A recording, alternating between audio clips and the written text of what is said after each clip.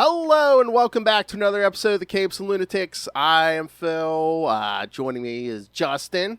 Woohoo! And I was going to say pitch hitting for Lilith is Will, but Will would have been here regardless of who was here. Yes, Will is back because he is a big fan. And, of course, our special guest for this episode and next, Jason Olsen. I was going to say Mr., but is your official title Professor or...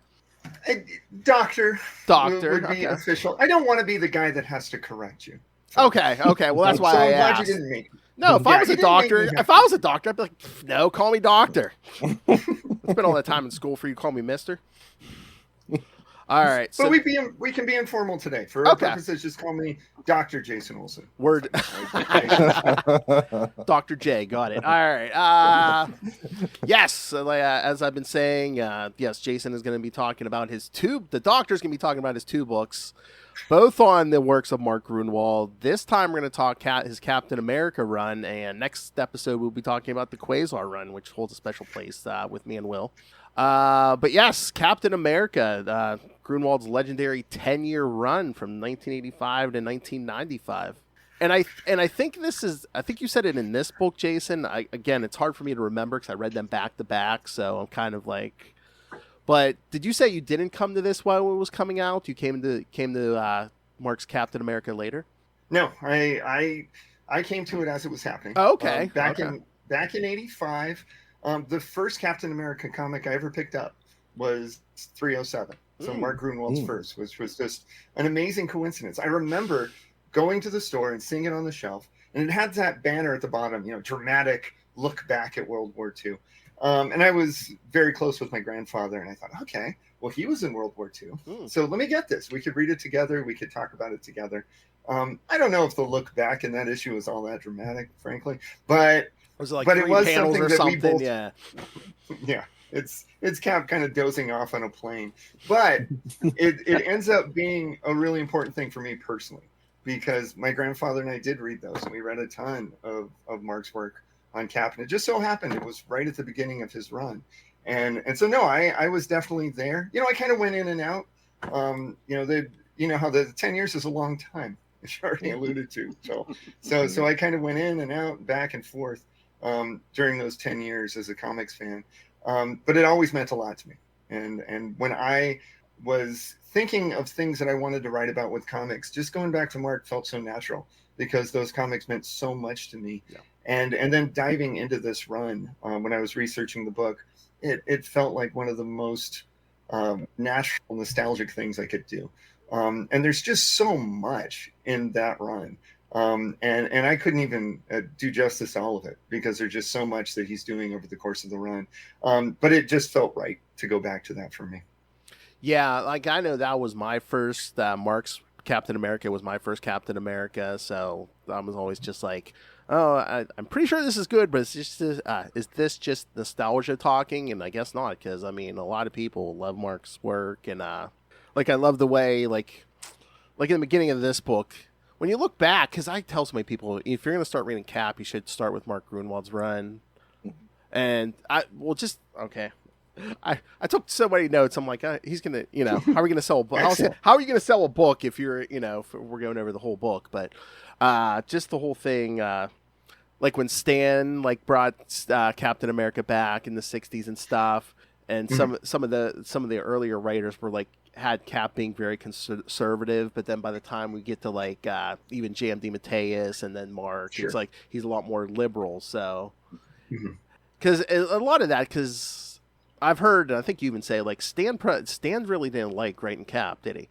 He wrote so many things that I think his heart was probably at a few other titles at times, but he did give Cap a lot of the sort of socially liberal aspects that would kind of carry through in the 70s. And I think what Mark gave as much as anything, and we'll talk about some of the really amazing contributions as far as characters and storylines, but it's continuity. And that was really something that Mark always prided himself on and that he really, really valued here, because that's something that Cap never had, was a writer who was there as long as Mark would end up being there, who could really establish that sort of template for what the character is. Because we can talk about how there's maybe a wishy-washiness to the depictions of Captain America. And it sort of makes sense because in between Stan and Mark, there were 26 different writers who had different stints on the comic. Some of them were substantial, like Englehart and DeMatteis. Some of them were substantial, but a lot of them were one shots. And if you average it out between the number of issues and the number of writers, the average writer during that time was on about 6 issues of Captain America, and Mark goes longer than that. So I think it was really important to him to maintain that continuity and maintain that sense of a character over a long period of time. Not that his Cap doesn't evolve, he does, but he really wanted to make sure that there was something that was maintaining continuity and also paying respect to what came before, because there was very few things more important than that to Mark.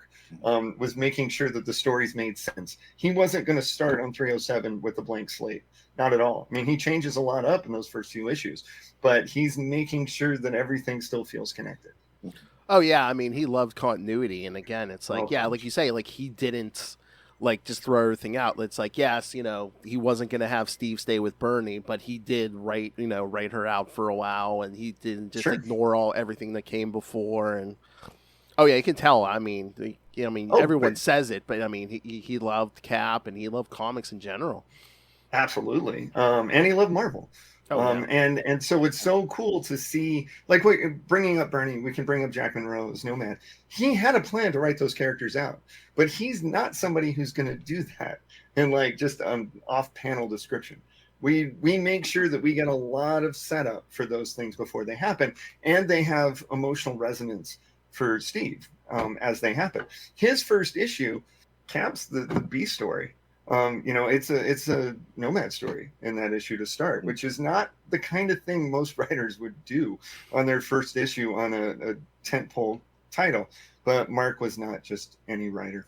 Well, and he used continuity as a tool, not as something to chain him down. It was something to add it. It was additive, not subtractive. Yeah. Absolutely. He makes the distinction in one of his Mark's remarks that I quote in the book. I think I quoted in both books, that continuity is not connecting the dots. It's not just trivia. That was really important for him, that he wasn't going to maintain continuity just for the sake of somebody who's obsessed with trivia to go back and see like, oh, this connected the dots. It had to tell a story. And it always did for him. Oh yeah, and the thing I love about his writing, in Cap and Quasar, is just you get the thought process of the main character. It's just not like just stuff happens. You get, like you say, the chain bubbles and everything. Yeah. Nobody uses as many as it.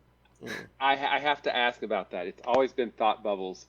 Where does chain bubbles come from? I've never heard. They look like chains. Well, they look like chains. So I liked the phrase of calling them chain thought bubbles or chain bubbles. I tried not to go back and forth too much. I think by the Quasar book, I was very connected to chain bubbles. They look like chains. So I like the way that it looked. I must have seen it somewhere. Because you got to come up with a consistent name if you're writing about Gruenwald's work, because nobody used more. And one of the things I love about him is it's not just the title character. It's not just Steve or John Walker or Quasar. It's like random people have thoughts that we see as we're going by, and it's like, why would you do that? Because everything in the world is fertile and has potential. So everybody has thoughts in a Gruenwald comic. And that's something that's interesting to me, because though they've really fallen out of favor as a tool in comics, since the mid 90s and on. You have journal entries. You don't have those today, and I think that we're a little poorer for it. I mean, I know it could be overused, but it's just a tool. Like any tool can be overused. So I kind of miss that we don't see much of those anymore. I feel that too. Gruenwald's issues were so text heavy, which was not unusual for the era. I mean, you go back and read the Stan Lee comics. I went back and read a lot of Fantastic Four this past summer, and a lot of those issues take a really long time to get through because they're so text heavy. Mark's issues are like that too. Yeah, absolutely. I was going to say Claremont X-Men. Well, that's what I was going to say. Mark did it well. Even if someone had like a big long speech, it didn't seem like wasn't Claremont filling the panel with word bubbles, so you can't even see the characters behind them. Yeah. but sometimes it does feel like modern comics. I can finish them very quickly, Mhm. and that's okay. But I like the immersion that we get Oh, from Mark and some of those other Mhm. writers. Yeah, you would get the full feast with a Mark Gruenwald script. You'd get the whole thing. Yeah, you'd get all of it. You know everything everybody's thinking. You get the Yeah. character's In a given issue. motivation. You'd be like, okay, this is why this character is taking this action. Yeah. Yeah. Yes. Yeah. Yeah. Cap loves to plot things out. Cap loves training. He loves thinking things through at every moment. And that brings him to life in a way that I don't think happened with the previous writers. Again, DeMatteis, Englehart, others, good runs. I mean, there's some great stories in there. Yeah. But Mark really put the footprint on this character in a lot of ways. Yeah. And even uses it to like humorous ways sometimes, which like aren't on the face of it's humorous, because like, what is it, 349 when he's storming that Arctic base and Flag Smasher's men are like shooting at him, and he's like, boy, it's funny how rattled these gunmen can get when I do something as simple as advance on them when they're shooting at me, as guys are shooting at him with machine guns. Right. It's true. I mean, we were talking about that first issue. Madcap is the villain in the first issue. I mean, he was putting that imprint of his sense of humor right away. Oh yeah. One of my favorite examples of just the weirdness of it all was one of the Flag Smasher issues where he's built this contraption and he needs to stop it because the Red Skull is secretly behind it all. And Cap's like, I don't even want to hear what this is about. And then he just starts monologuing. Flag Smasher does about what it is. And Cap's like, just stop. So everybody monologues. Oh yeah, that's the other thing. I'm sorry, go ahead. Oh no, go ahead. I was just gonna say, I was gonna throw out. It's like, yeah, you can see Mark's humor come through sometimes, because like even Cap, who's not known for it, to have like a funny one-liner or something. Yeah, totally. Yeah. Well, but you brought up Flag Smasher, and that's something that Gruenwald, I think, really did well, was give Cap these ideologically motivated villains that were, dark mirrors of him in various ways, which I thought was just awesome. Flag Smasher being one of them. Absolutely. It's fascinating to look back at that first year, those first 12 issues, because his priority was to revamp the rogue gallery for Cap and do it with these ideological villains, as you've said. And so you see in those first 12 issues, we're doing more work for his villains than we are for Steve as a character. Steve's undergoing a lot of change, as we already talked about. Some people who've been very pivotal in his life moving on. And while that's happening, he's dealing with people like Flag Smasher, like Super Patriot, who are representing these different things that make Steve Rogers kind of have to look at what he's doing. Both of those villains in particular have to kind of make him address what his view of patriotism is and what he's doing as a patriot versus what these other people are doing. And it's fascinating, especially with Flag Smasher. Flag Smasher is kind of sympathetic in terms of his ideology in the comic, not necessarily his methods. That's what makes him a villain. But even Cap has to kind of acknowledge, like, what you're saying makes sense. All the killing is bad. All your henchmen on skis flying through the air killing people was bad. But it's a fascinating thing that he does. And when we talk about Quasar, we'll see that his first year on Quasar is very, very different, because he's not bringing in new villains. He's bringing in a lot of some very obscure villains from the Marvel universe to kind of bulk up who Quasar is. And here he doesn't have to do that with Steve Rogers. We know who he is. But we have to give these different kind of ideological challenges to help us understand what Steve's dealing with and what his rogues gallery can be. Well, yeah. I know it wasn't the first year, but look at all the work he puts into Crossbones. Absolutely. Yeah. He is not somebody to introduce a character lightly most of the time. And these characters end up really mattering in these profound ways. And Crossbones is a great example of that. Crossbones could just be a henchman. He could just be a stooge. And he's not, because he ties him into Diamondback's backstory, and he makes him a threat on his own and not just the Skull's heavy. And I feel like Crossbones was also like the ultimate red herring for a while, because he appears after D-Man disappears. So everyone's like, if you read those letters pages, half those people are saying, oh, it's D-Man, it's D-Man. And it ends up not being D-Man. Yeah.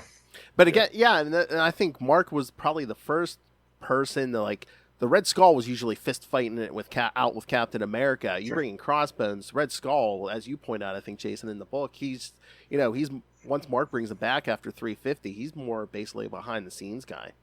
Yeah, he's plotting it out. I find it fascinating the way he depicts him. As we've said, we have all these ideological villains. The Skull becomes that too, but not as a Nazi. He's like this sort of evil capitalist. He's more, and I say this in the book, more Gordon Gekko in Wall Street than he is the Nazi that we've seen before, which is pretty scary too. He's still that. And so he gets to be this guy who's using capitalism to try to destroy America while gaining from that too. And he pulls the strings on everything. Eventually we find out that virtually every single threat that Cap has faced is because of him. And Mark does the same trick in Quasar a little bit too. And I mean, probably Mark might be the first and only person to do this too. Speaking of the Red Skull, it's like we don't know the Red Skull's alive until 350. So it's like Mark pretty much does 43 issues in a row without the Red Skull. Has any other writer on Captain America ever done that? I don't think so. I can't imagine. Yeah. Well, it's again that continuity. Skull just died in 300, and that's a great issue. And everything that culminates up to Skull's death is really, really well done. And I think Mark knew that. He was editing the title, I believe, at that point. And so he didn't want to disrupt that, but eventually you have to. And so what do you do to avoid having to use the Red Skull as a Captain America writer? Well, you create John Walker. You do all these other things so that people aren't clamoring for the Red Skull because they've got all this other stuff that's really, really interesting that they want to see pay off too. All right, I know we're all Mark Gruenwald marks here and everything, but is there a more perfect comic book story than like the Captain stuff? I can't. I'll wait. And they even talk about. I was in and out of the Cap run too, but I do distinctly remember one of the letter pages where they talk about the symbolism of the Captain costume, right? The hole over his heart, because I mean it was very specifically done to mean a lot for Cap and in that identity. So it was and it's I love that story, but I'm also wondering if it kicked off the wave of, hey, let's replace the hero. They've done multiple cycles now of let's replace Iron Man. I think the varying degrees they did it. They started that before that story. So yeah, Rhodey was before. So let's blame that. Yes. Yeah. Blame Denny O'Neil. I blame Denny O'Neil for lots of things. Yes. And again, it's like the strength of Mark's writing. It's like John Walker could have eventually fallen by the wayside. I mean, this year he was in a movie, John Walker. So sure, and somehow ends up being pretty sympathetic and likable in that movie, which is they had the right arc in the MCU, because I recently rewatched a lot of this stuff, and in Falcon and Winter Soldier, he's really unlikable, which is what he should be. And then by the time we get to Thunderbolts, it's like, okay, I don't want to like this guy, but you're giving me just enough to make me want to do that. But what's fascinating about the Captain story too is not that the Denny O'Neil Rhodey replacing thing is just to sell comics and shake things up, but that storyline does so much for Steve Rogers understanding why he wants to be Captain America. So it's not just let's shock things and let's shake it up, but it's like, let's see what Captain America represents. And what if we put, and this is something that Gruenwald talked about, what if we put Rambo in the Captain America suit? Then what happens? Well, it's bad is what happens. Is you have somebody who has out of control anger issues, and it sullies everything that Steve Rogers has worked for so long. But we're also getting a sense of why Steve Rogers has to be a costumed hero. It's so different than the story that we get in the 70s, the Englehart story, where he becomes Nomad, because that's disenchantment with the people. This is disenchantment with the government. He still needs to help the people. And he grows the beard out, and he spends some time figuring out what he needs to do, but then it's like, okay, let's go. We got to do this again. And I think that's wonderful, because the Cap that we get by 350 is a different guy than what Gruenwald starts with in 308. And he then has to kind of rediscover how to be Captain America. And even in like the Avengers comics and the stuff that Mark's writing after that, he's trying to figure out, like, how do I be the leader of the Avengers after I've had to do this stuff kind of incognito and under the radar all this time. And that also leads, by the time we get to like 401, dealing with a lot of depression and self-doubt on which is something that Gruenwald was never afraid to depict in these characters. And that makes him seem so much more human. It's easy for Steve Rogers to feel so much better than us because he does the right thing every time, but Steve doesn't think that. And so that's what makes him so human and real, and Mark got that. And just 401, that issue, it's an Operation Galactic Storm epilogue. That should just be like almost like a toss away issue. And Gruenwald does so much with like an epilogue issue. Mm-hmm. It's such a good issue. And when it's coming off 400, which is part of Operation Galactic Storm, and it's this kind of over the top battle within Cap's mind and all this stuff, and it's great. And then we get to the after effects, and Cap is dealing with so much.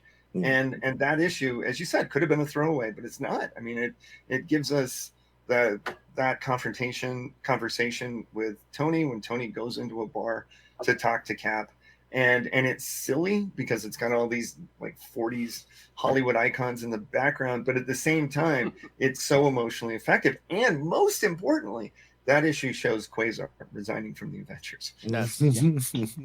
Obviously, the most important thing.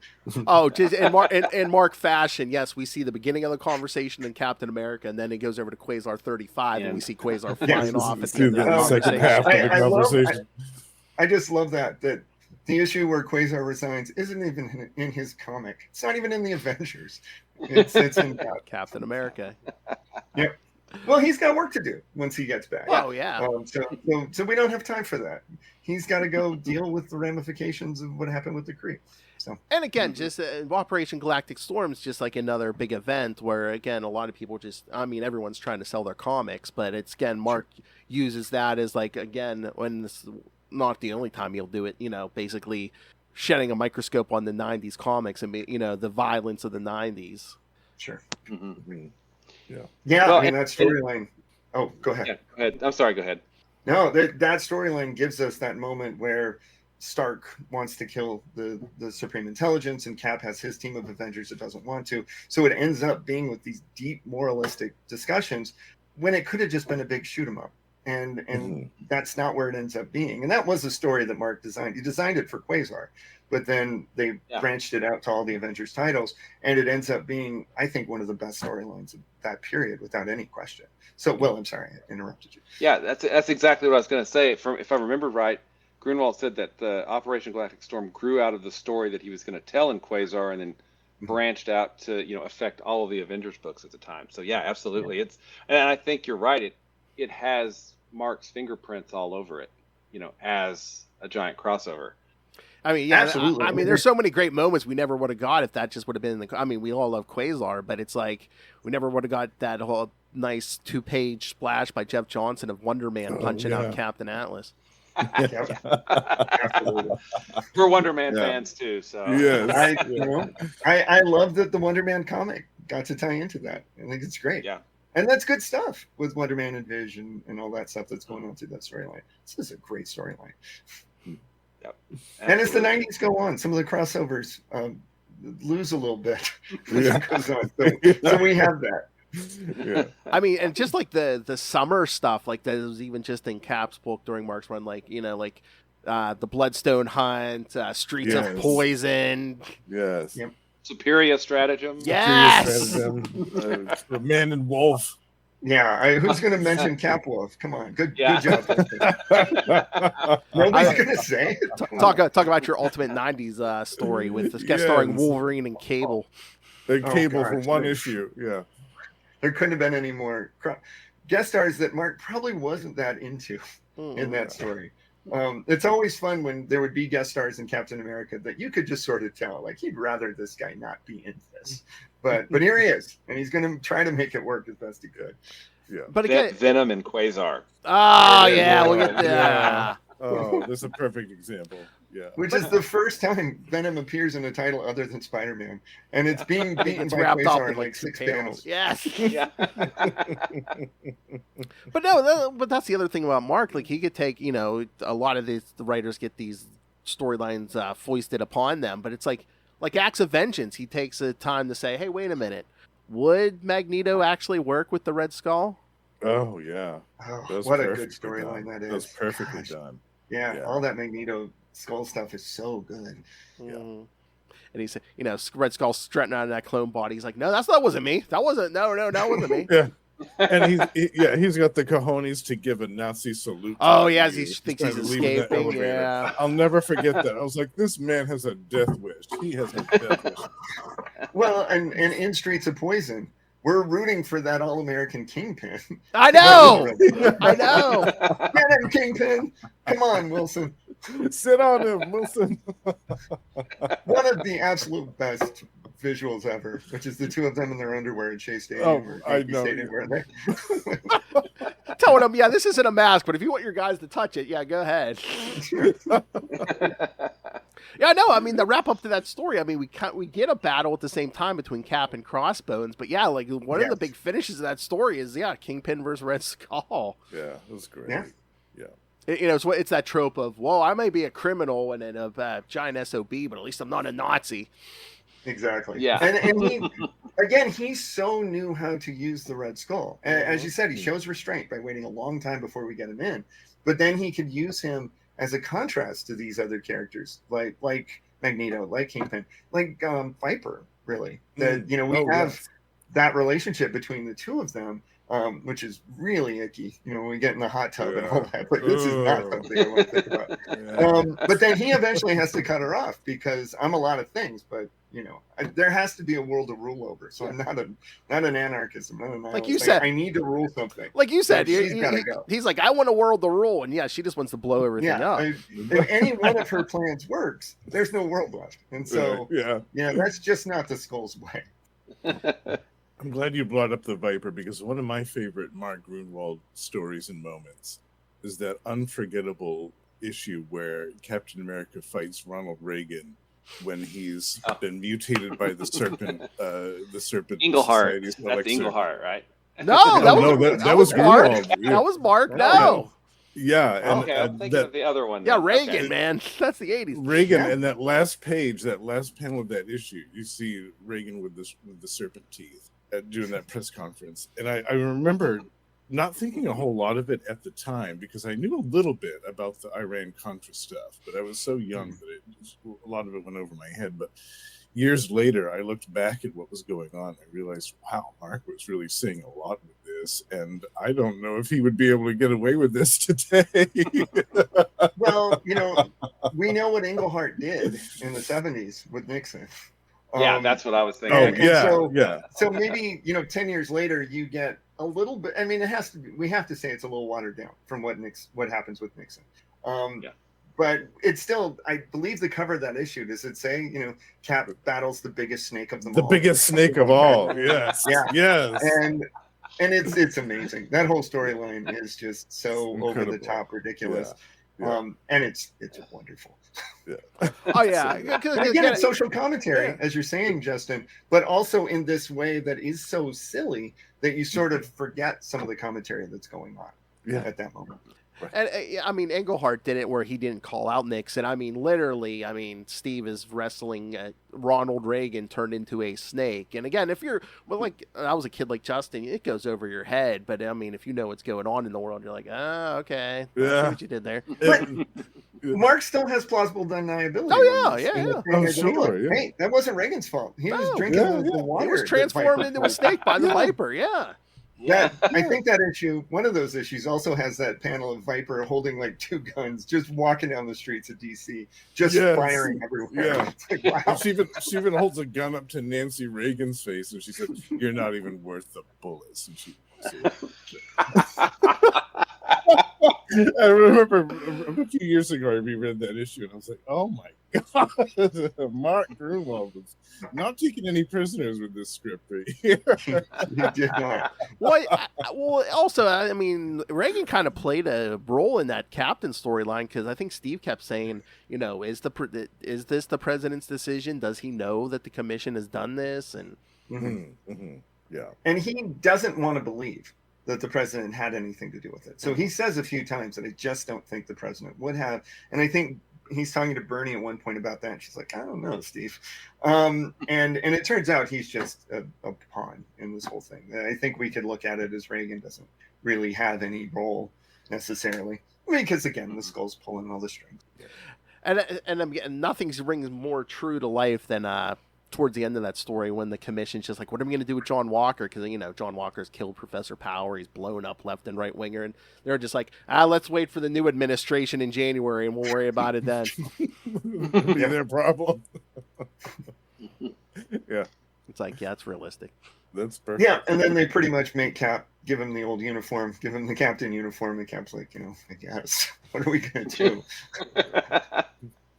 And that's in the issue. Oh, what issue is that? That's the one where Cap then reverts back to the teenager to go find Bernie's niece, who's been taken over by the camp, which is another amazingly bonkers storyline. Well, it's funny because she thinks maybe she's in this camp, and Steve goes through this whole thing, and then at the end, when he gets back, he still wasn't found her, and she's like, "Oh no, she was just following the Grateful Dead, I think." It still worked out. He was still able to solve some things. But yeah. And one of my favorite things in that issue, and getting back some continuity in like the Mark universe that he creates, is that when he's going through files to see who has magic that can revert him to a teenager, because again, that's a thing you do. He's looking through the Avenger files and finds Cersei, and the page on the screen is from the Ultimate Guide to the Marvel Universe. The handbook. The handbook. And hold out, so it's like the exact page from that. Like, so those are Avenger files that we get to look at in the official handbook. That's sweet. Love it. Yeah. Well, he was the big guy working on that, right, Will? So I'm sure. Mark probably had it always within arm's length. Oh, absolutely. I mean, that was one of his many babies. I remember I was very young, but I honestly think the reason I wear glasses today is because I read and reread those issues so many freaking times.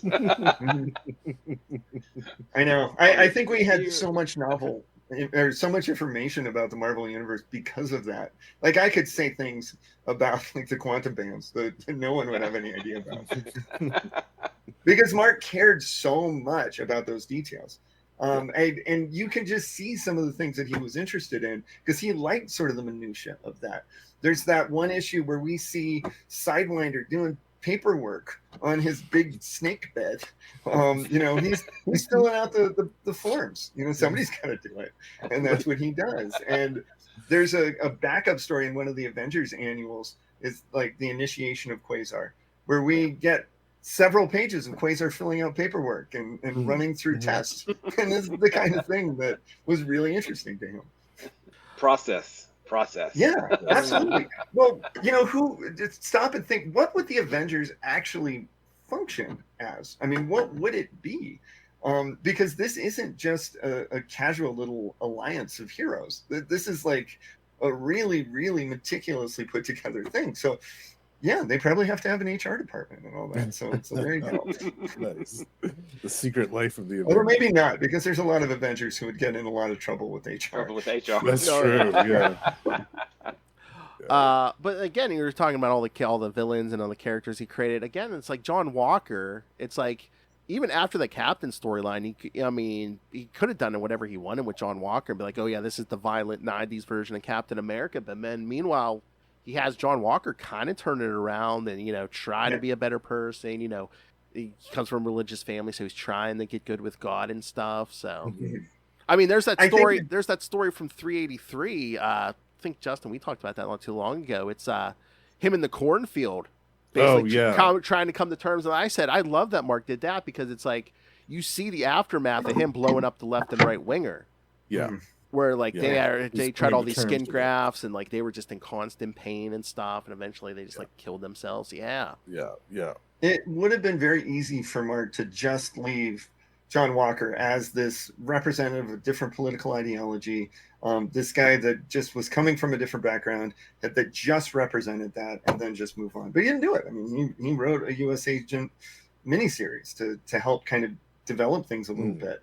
Really cool. Mark didn't like to just leave characters hanging there, and so obviously U.S. Agent became a pivotal part of that universe and into the MCU. Yeah. I mean, again, there was so much fertile ground with John Walker because it's like, what if you are like Captain America, but you're not the perfect Steve? You're not Steve Rogers perfect. That's the impetus for the storyline, as Mark said. That he said a lot of people would come to me and say, "I want Captain America to be more like Rambo, make him more like Rambo." And Gruenwald was like, "Well, there's no interpretation of Steve Rogers where he can be that. I can't do that. But if you want that, I'll give you that. Here we go. And then let's see what happens." And then, I mean, his original characters, and then even just the characters he used that were already pre-existing. Like, I mean, he didn't use them a ton, but you do talk about Batroc the Leaper.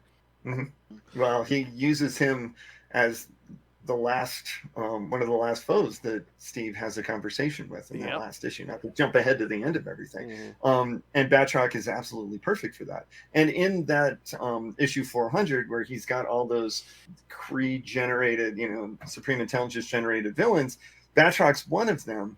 But it's he everything is based on the way Steve interprets and knows everyone, and he knows them through their moral structure and their fighting abilities. And so even in his made up world, Batroc has a sense of honor and is the one who allows Steve to survive that.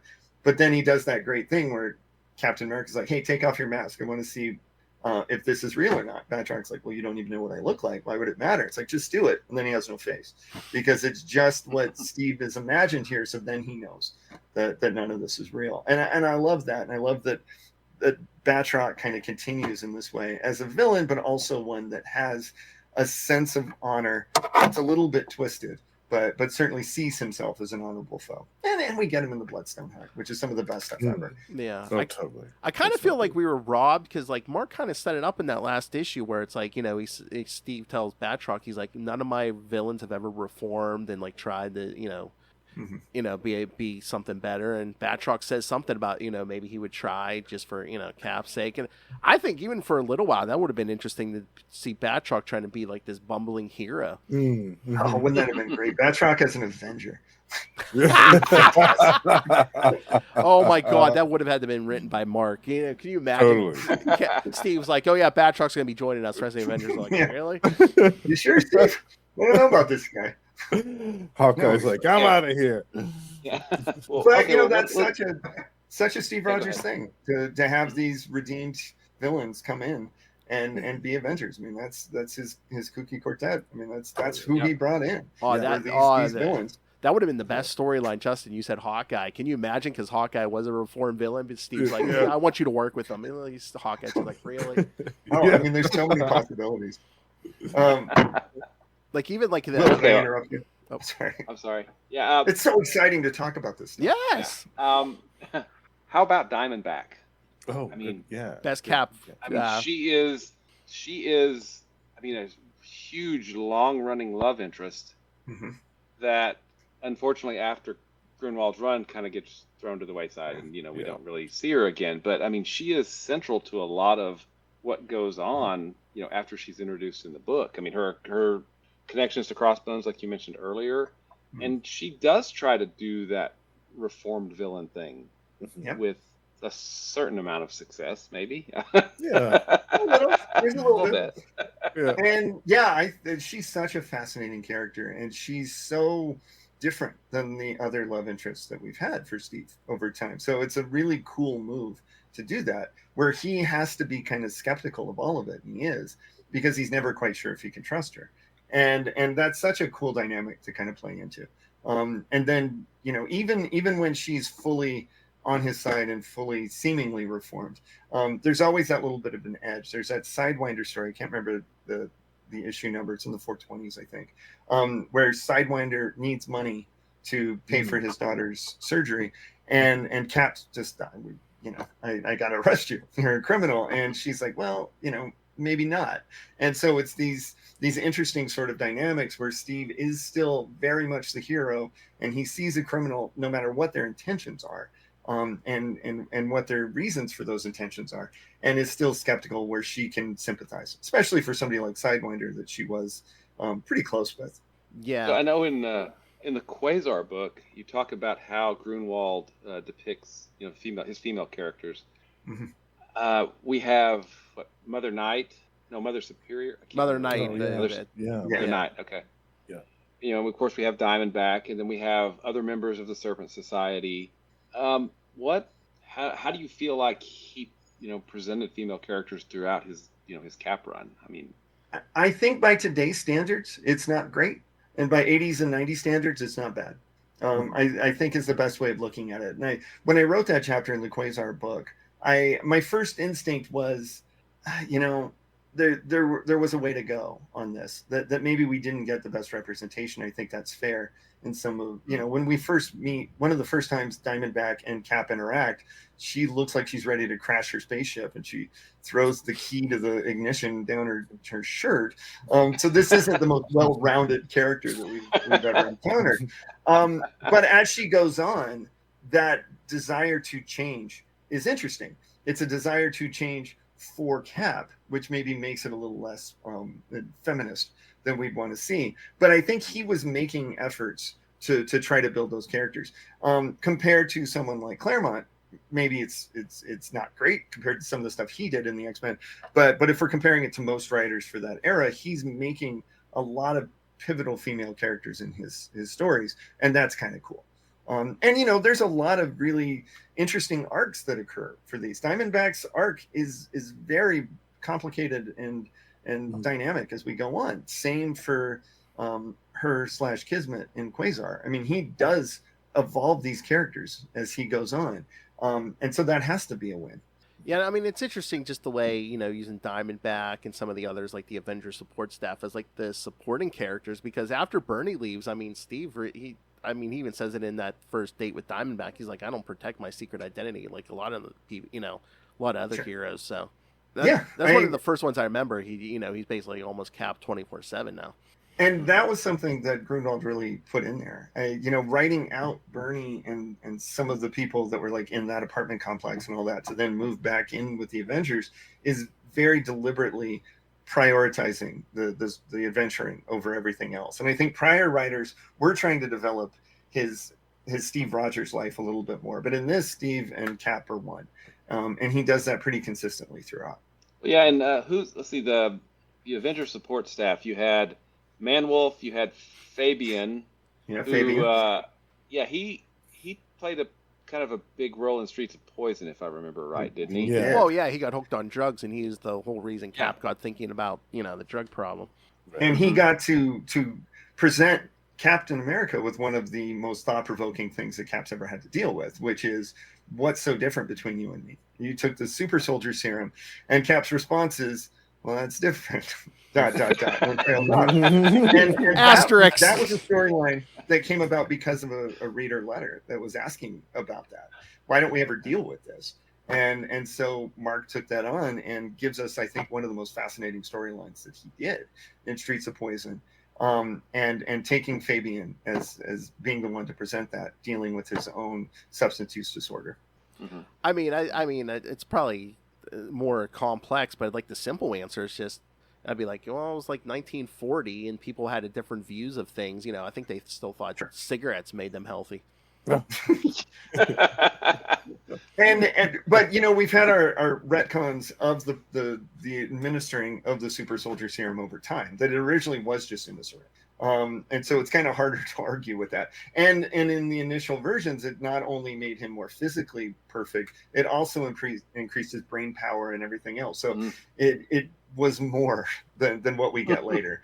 And then obviously later you get a lot of different things coming in, the phyto rays and all these things to make it feel more of a process and less like a shortcut. And I know the one chapter you were talking about, again, like most of Gruenwald's run, you're saying like, yeah, Cap's fully kind of like in the time period. He's not as much the man out of time. But then towards the end of his run, once Diamondback leaves, we get Free Spirit and Jack Flag, and they kind of get that generational difference there. Yeah, and toward the end, Cap gets a little more curmudgeonly at times. There's a few times where maybe there's loud music going on and Steve's not quite sure about it. There's that wonderful exchange, I think it's in 425, of the kid that steals the comics. That Cap then stops and then talks to both the comic shop owner and the kid, neither of whom are interested in comics for the right reasons, as Gruenwald would see them. The kid just wants to make money. As I think I say in the book, I don't know if stealing Captain America comics from the 90s was really going to break the bank for you. But it was Quasar Comics. That would do it. Sorry. That's the one. That's what you need. And then when he talks to the comic shop owner, who says, "Oh, I love reading comics, especially the violent ones. I'd love to have Punisher, Wolverine come out here and take care of this kid." And so Steve feels like he doesn't have a place in any of this, which is assuredly how Mark was feeling at this era. And so you can see that change in both Captain America and Quasar at that time, where he's starting to feel very self-conscious about what his role is in all this, because the times are changing so dramatically that the characters that he's interested in don't seem to have the audiences that others do. But he didn't want to compromise that. He wasn't going to make Steve Rogers a violent vigilante. In fact, we really doubled down on Steve Rogers' methods with the issue where he has to use a gun and doesn't want to. And that is on the back of his mind for many issues after that. And so it's something that Mark was really determined to do, is to show the decency of his heroes in a world in which that kind of decency wasn't really selling comics. Well, that's like an issue that always comes up with me. It's like, I've discussed this with many of my co-hosts. It's like, it's back in the day, it's like you could have characters, like I use Barry Allen as the prime example. It's like a guy gets superpowers and he's just a hero because it's the right thing to do. But now it seems like they want to give everyone a tragic backstory. Your uncle was killed, your mother was killed, something, and it's you always have to have that tragic origin. It's like, why can't we just have heroes who are good just for the sake of being good? Yeah, I mean, and Cap has the tragic backstory, but as I talk about in the book, I mean, he is the result of a science experiment that went right, which is not always the case for these things. The super soldier serum worked exactly as it's supposed to. The tragedy of that is that there couldn't be more, which of course is the good thing, because there's only one Steve Rogers. You wouldn't have had anybody else who would have been able to carry on that legacy, I guess, unless it's Peggy Carter in the What If series in the MCU. But that's a fascinating thing. He deals with tragedy. He deals with Erskine dying, and then later Bucky, obviously. But it's fascinating to think about that there's always some sort of tragedy, but it isn't, And Barry Allen, yeah, I guess his backstory is a little more clear, but Wally West isn't, because Wally West has to deal with Barry's death. And so I guess that's a changing of the times too. All right. Gentlemen, questions? I feel like I'm hogging this. So Gruenwald was a group editor for several years while he was on Captain America. So he was I think the group editor for most of the Avengers books at that point. Yes. So we get to see Gruenwald somewhat unfiltered on Cap, but during the timeline, or during the time that he was writing Cap and then later would write Quasar, I mean, the Avengers had a great writer in Roger Stern for a very long time. It was about 60 issues, about 5 years, I think, or something like that. And then I believe it was with kind of an argument with Gruenwald that Stern left. And then the Avengers kind of enter this period of, I don't know how to really refer to it. It's just nothing seems to stick. It's just so much variable, over the next several years. And I find that interesting, because Gruenwald did have very specific opinions on the way things should be, but I don't know that it really translated that well in Avengers. I mean, is that just me, or? No, I don't think it is. I think there was a lot of that instability of the writer. If we look back like 300 and on, when Quasar joins about 302, and then I think it's at 300 we're introducing the new team, and it's one of the most underwhelming series of images you can have. And the team lasts like 3-4 issues. Yeah, it's the captain and Thor, good start, and then Mr. Fantastic, then the Invisible Woman, and Gilgamesh. Gilgamesh. Yeah, I forgot him. Sorry. And then that lineup lasts about a hiccup, and then you start shuffling things in. And even when Quasar for example, is on the Avengers, he's not really in that many issues because everything is being shaken up so much. And John Byrne takes over at one point while he's also doing Avengers West Coast and tries to like add a little fluidity to the lineup. Like anyone and can go to change either things. book, and Yeah.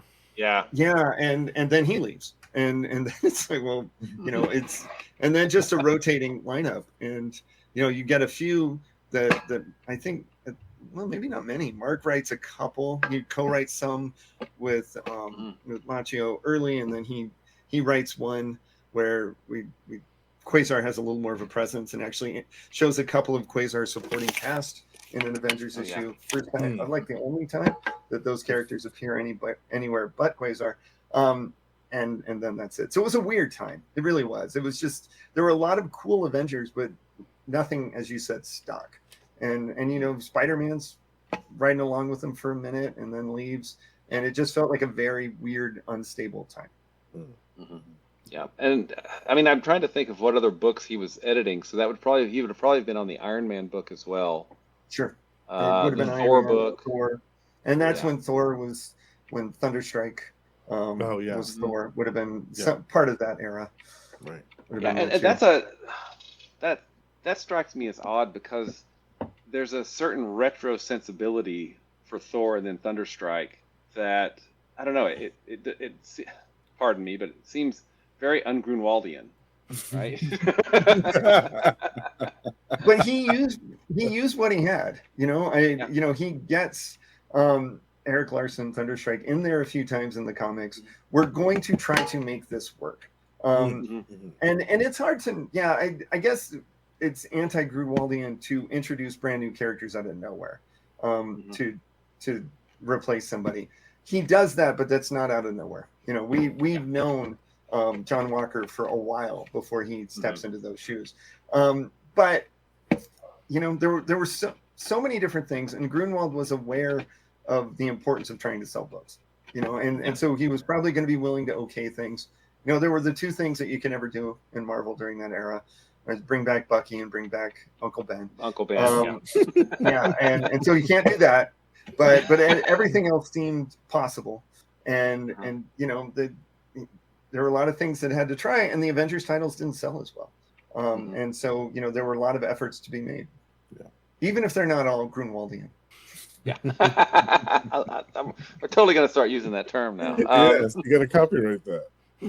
So we've talked a lot about Gruenwald's influence on the book, but I mean, he worked with some stellar artists too throughout his 10-year tenure on the book. I'm particularly I feel like he could have pushed to get some more like flashier, like superstar artists, quote unquote, and that maybe would have raised the profile for Captain America a little bit higher. I mean, I guess you could argue that when Ron Lim was on the book, he was kind of a superstar artist at the time. But people like Kyron Dwyer and Rick Levins, like they weren't like big, huge name. I mean, they were amazing artists, but they weren't like big, like superstar artists, like an Eric Larson or a Jim Lee or a Mark Silvestri. And I always thought that if Mark Gruenwald had pushed for somebody like that, then maybe it would have raised the profile, but it wouldn't have fit. Then we get Heroes Reborn, Justin, and that needs. That's what I'm talking about. Like that's what I mean when you get a perfect example of a superstar artist who does a rendition of Captain America, and it's totally wrong. Like it doesn't work. But then you get these, and that's another thing that I love about Mark Gruenwald's run is that he has some great artists that he works with, like Paul Neary and Kyron Dwyer and all these people that are legends in their own right, but don't have the same recognition as some of the other talent. I really like that because their renditions are all amazing of Captain. Yeah, they're all good. Absolutely. Yeah, I was trying so what artists were you kind of drawn to on Cap, Jason? Did you mute? We can't hear you. Oop. Nope. Yeah, it looks good. I blame Phil. Okay. I blame Phil. I was gonna say it looks good on our end. So, did a wire come out? Okay, no, he's muted. Now he's not. We can't hear you. Did you put him on double secret mute, Phil? No. Could be StreamYard. Maybe. Unless you try to come out and come back in, Jason. I don't know. Yeah. Yeah, it could be StreamYard. Yeah, you want to try hopping out and then hopping back in, maybe? Yeah. Phil, you think that'll work? Yeah, maybe. Yeah. Okay. I'll keep my fingers crossed. Yeah, that seems to work for whenever I have issues with that. Damn StreamYard. No. Nope. Nothing. You might have to leave the room and come back in. Shoot. Yeah. There we go. All right, Justin, who's your avatar there, dude? That's him. That's me. That's not- you. That's not sexy. Phil- that's not sexy Phil Charles had that- Xavier. That's him. Phil had that commission just for me. Nice. But that fancy French artist AI. A1. All right, let's see. I'll let them back in. We'll see. Fingers are still crossed. Can you hear me? Yes. There we Woo! go. Yay. What happened? I didn't do anything. Might be StreamYard. Sometimes It could be it's StreamYard. weird. Let's blame yeah. them because I was just listening, hands in my lap. I think it was the red. I think it was the Red Skull. Yeah. Yeah. Probably. Or Maelstrom. No. Save the Quasar jokes for next time, Will. Yeah. Okay. Whatever. But yeah, I mean, there's so much like stuff from Mark's run that like you didn't even get to all of it. Like I don't think you even mentioned Superior Stratagem. I didn't. I had a chapter that I was going to include, and then I ended up taking out that dealt a little bit with that storyline and talked about like metamorphoses, and with the man and wolf storyline in that one, and the teenage one that we talked about earlier. But I had a lot of content, and eventually, we kind of had to work some stuff out. So I ended up taking that one out. But I did write a chapter that dealt with it at least a little bit, with the idea of physical changes and how even when there are physical changes taking place, Steve Rogers is always Steve Rogers. Even when he's a wolf, he's still Steve Rogers. Cap Wolf. Anyway, the question that I asked earlier was about artists. So who are you particularly drawn to of the? We mentioned Paul Neary, and and I love that work. I don't know if I'm an interesting person or just a strange one, but I'm always more drawn to the writers than the artists. And so there are titles in which people will say, like, I don't even know how you can read that. The art's so bad. Yeah, but the story's good. And so I've always been sort of an odd case in a visual media like comics, to be less drawn to the artists than I am the storytellers of the words. Obviously, the artists are storytellers too. But I'm always willing to give a comic a chance if I like the words. Mm-hmm. And do you guys think? I mean, is it fair to say like Mark's writing was so strong that it could? I don't think he had a bad artist, but if he did have a not as great artist, that it could have kind of pushed it through just from the strength of his writing. Mm-hmm. I would say so. By the end of the run, the artists, if they're not bad, they're very 90s. And so, there's maybe some adjustments that take place between the beginning of the run and the end. But Mark valued collaboration so much. And, to answer our earlier question about why he didn't necessarily push for superstar artists, maybe he wanted that sort of maybe more toned down style that would collaborate more with his writing approach than something that would be a little flashy in those eras. And again, like you put in the beginning of the book, like was it this book or the Quasar book? But he was like, what got Mark in the comics, believe it or not, was old Justice League. So it's like, I think he had like some Silver Age tastes in his stories. Yeah, so yeah, that's in the Quasar.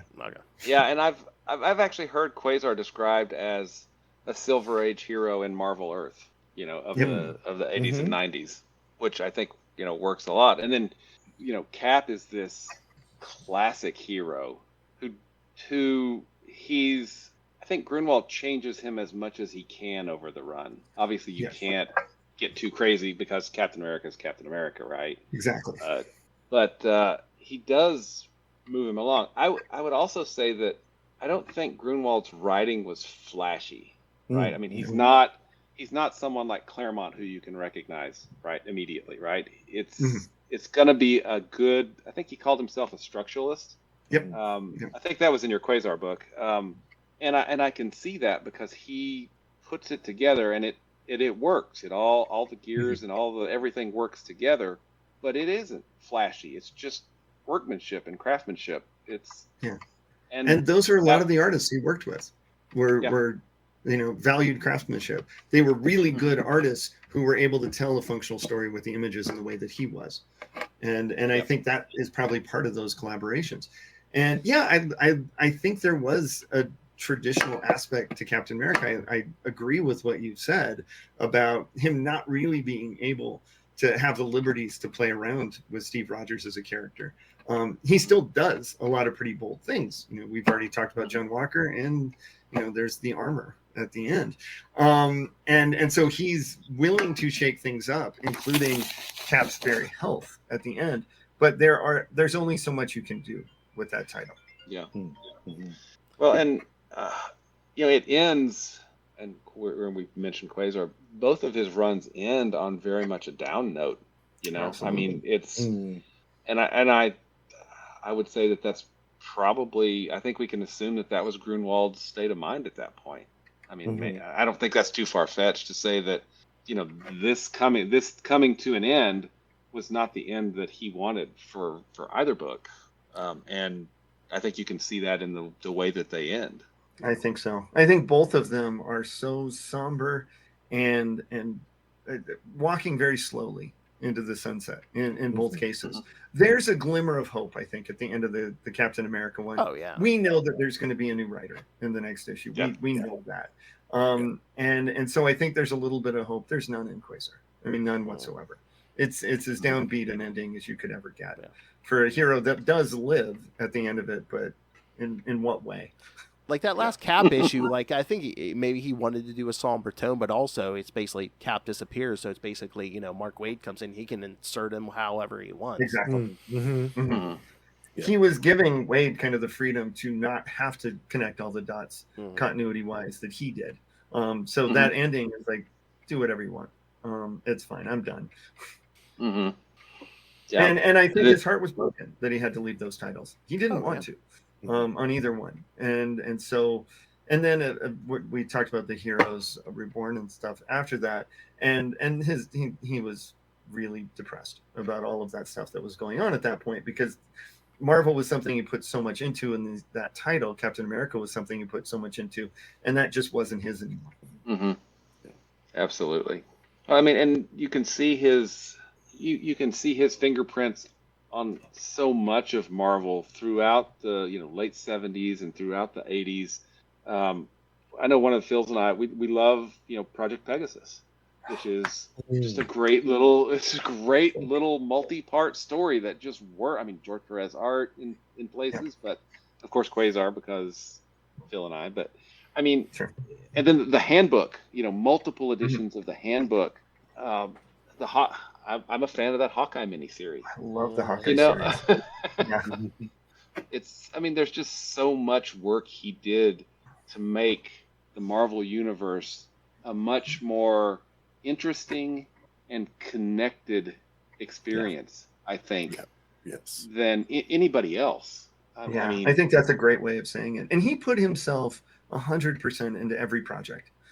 That's why it was so hard for him when he had to leave. This goes back to Spider-Woman, which was one of the first titles that he was the lead writer on. They took him off that, and he was crushed.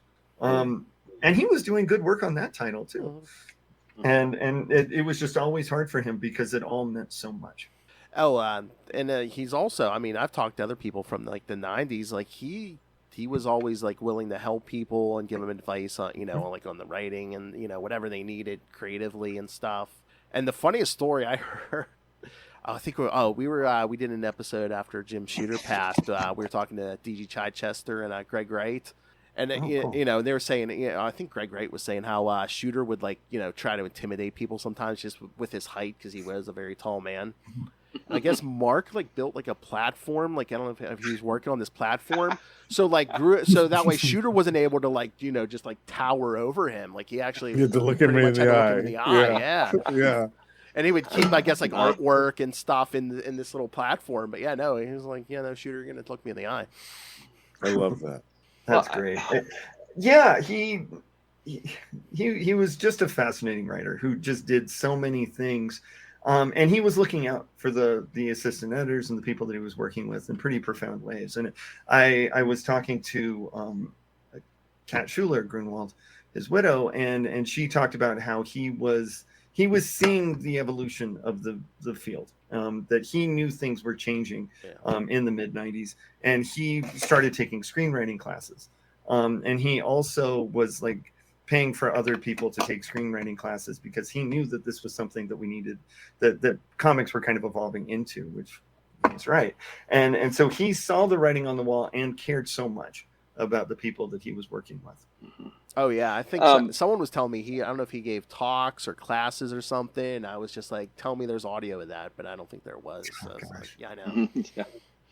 So, I mean, we look at the 10 years on the title. I mean, in 10 years, that's more than 120 issues because of those summer bi-weekly issues that he did. Right. So we're talking just an enormous number of issues. Doesn't it come out to like 137 or 138? Oh yeah, that doesn't even count annuals and stuff. Yeah, annuals. He did all those too, I think. Yeah. Wow. There's one he didn't do. Yeah, the regular cap. There's one he didn't do, and I think it's really telling. I think it's a Roy Thomas issue, and I think the one he didn't do was a flashback to World War II, which is really interesting to me because he gets, we talked about earlier, that dramatic look back at World War II, and then we don't do anything with that again, which is also a fascinating thing for that long a run, that it's all very, very modern in that era, and we don't really tread back to that. And even when the Skull comes back, he's a very 80s 90s villain, and that was something that really mattered to him, is you didn't get a callback to a lot of those Nazi villains that were still staples in the 60s and 70s, and he was moving everything in a more modern way. Well, it seems to me that, I don't know, maybe this is just my opinion, but aside from John Walker as U.S. agent, Marvel seems to have forgotten, or doesn't necessarily go back and utilize a lot of stuff from that run, even though it's so rich, right? I mean, with everything that he did. Will wants to see Brother Nature, okay? That's what he's saying. Yeah. Preach, Phil. Let's do it. Is there... I would hope that this would have more effect on present-day Captain America than it obviously does, I guess, is what I'm trying to struggle to say here. I think that's actually a really profound point, Will. And I think part of it is, as we said, the sales were low for the Avengers titles. Captain America was in danger of being canceled at various points, before Mark's run and even during it at times. And then this weird thing happened by the 2000s, is that Captain America became the most popular comic, one of the best sellers under Brubaker, and just astonishing that would happen when we're thinking back to Brother Nature and some of the characters that we see, that this would one day be the most popular comic. And so I think that Marvel, comic-wise, has really clung to that. And so that template is one that we see a little bit more of. Cap as soldier as opposed to Cap as superhero, which is very much the way that Mark depicts him. That being said, I think the MCU version of Steve Rogers owes a lot to Mark. I feel like we see a lot of that superhero, the morality of the character, a character who's a man out of time but isn't a fool, and I think that was a really important part of what Mark did. Mark wanted Captain America, Steve Rogers, to feel like somebody who understood the world he was in.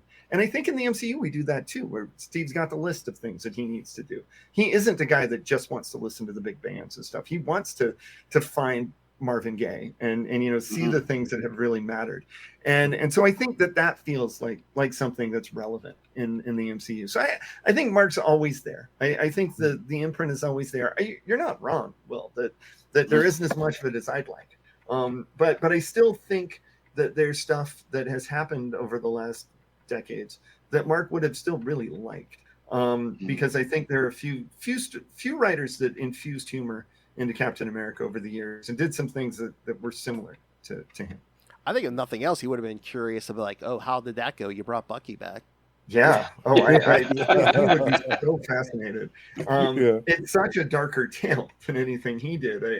I would be curious as to how he would view it. But under Brubaker, Steve is still Steve. Steve's he's willing to let other people do the shooting for him. But he's still Steve under all of it. But that was already happening with Wade and Sharon a bit at that point too. So it was a very natural transition from I think Wade's storytelling, which is still the superhero, but kind of veering into the super soldier stuff, and then what we get from Brubaker. And Mark's run was very grounded. Like Mark Waid jumps Yeah. in. I mean, we're dealing with cosmic cubes. Korvac comes back at some absolutely. point. Yeah, so we're Yeah. just going way out there. Well, then he got to scratch that itch with Quasar, because I think he wanted to do some of that super weird stuff, but he knew that Captain America wasn't the playground, and that's why he kind of needed to do Quasar, because then he could do some crazy stuff that I think he very clearly wanted to do, but Cap wasn't the title to get away with it. Yeah, absolutely. All right. Any other questions, boys, or should we cut it there? I think we're done. Yeah. I think we're good. Because again, next episode, Jason will be back as long as he's not sick of us. Yes, we're going to talk about the Quasar book. Be prepared to talk about that for hours and hours. Oh yeah, I was going to say. I think Will I'm excited to do it. I think Will liked Mark's Cap run. Oh, wait till we get the Quasar. Let's go. I'll try to match you. Fanboy for fanboy. Oh. Okay. Oh, and I meant to All right. I meant to put this up. I didn't. Yes, kids, you can go get there. There's the Captain America book. Mark Gruenwald stars Spangled Symbolism of Captain America, and you can get that. I know it's on Amazon. You can go to the publisher, right, McFarlane. Yep. So Wherever you can get it. I'm proud of this book. I love looking at the cover. It's a good cover, and I love getting to talk about it. So thank you for giving me that platform tonight. hey, friends. no problem. Thanks. Yeah. We Thank love you. we love talking Thank this you. too. But yeah, that is a great cover. Totally. Mhm. Yeah, love it. I was very happy when I saw it. My mom, when she saw it, it's like, don't you think he's too broad? I'm like, Mom, it's fine. Don't question No. this. I think it's great. We're not gonna mess with it. It's perfect. You should see some of the depictions of Captain America on the page. He's occasionally a little muscly. I thought we weren't gonna talk. Thought we weren't gonna talk about Rob Liefeld. You're the one who keeps bringing him. I know. Well, that's a cautionary tale. More Rob Liefeld. All right, Jason, thank you for joining us. Is there Hey, thank anything you. else you want to promote beyond the books? No, I think this is great. I'm going to be going to FanX in Salt Lake City this coming week. Oh wow. To be part of a panel on Captain America, and then another panel about the Thunderbolts movie. So I'm excited. I get to meet a lot of like-minded people this week and have some fun with that. Oh, nice. Oh, All right, cool. so yeah, go out, get this Captain America book, and again, go get the Quasar books. We're gonna be talking that in a few days. All right, Jason, thank you so much. Yes, there's the Quasar. And hold it up again, Will. Let me see Okay. it, because you notice the quantum bands on there. Hold on. If you go on the McFarlane site, they don't have the quantum bands. Yes. Oh, really? And so maybe one of the nerdiest conversations I've ever had to have was with the design team at McFarlane, discussing the differences between the quantum bands and the nega bands. Oh. Yes. And Awesome. and they were wonderful. And he changed it right away. And it's still, I think on the McFarlane site, I think it might still have the nega bands, but I think so. I was so happy when I got to see the cover with the proper quantum bands on. What a band. I know. I think I saw that one first. The one with she looks at the nega band. I'm like, oh man, is there like a rights thing or something? Then I saw the quantum band. I was like, yes. Well, I kind of liked it that they put that one out there, and I had some discussions about the cover prior, but that was, it wasn't a sticking point. It was just when I brought it up, they changed it. But I like the idea. So you can see the cover with the wrong bands on it, but then you get it and you see it the right way. It's like, oh, it's like Nice surprise. Yeah, the diehards will understand what's changed here. Exactly.